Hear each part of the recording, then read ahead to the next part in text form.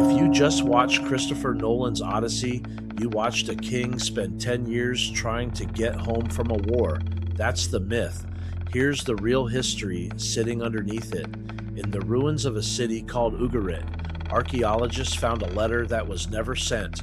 It was clay, still sitting in its kiln when the fire came. The king of Ugarit had written to an ally, begging for ships.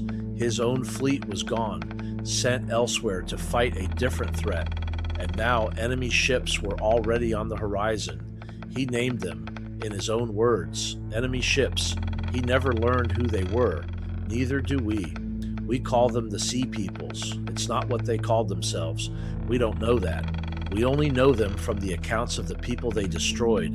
In the span of about 50 years, they, or the crisis around them, helped bring down nearly every great power in the Bronze Age Mediterranean. Mycenae, Hattusa, capital of an empire that had rivaled Egypt.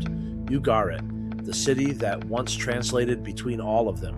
Egypt has the most detailed account, carved into a temple wall.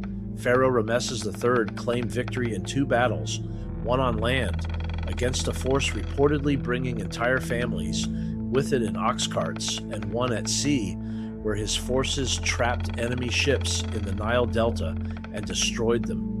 But even Egypt came out of it diminished and never fully recovered its former reach. Ugarit's final letters survived by accident. The same fire that ended the city baked its last words into permanence. One tablet says the enemy has already burned nearby towns.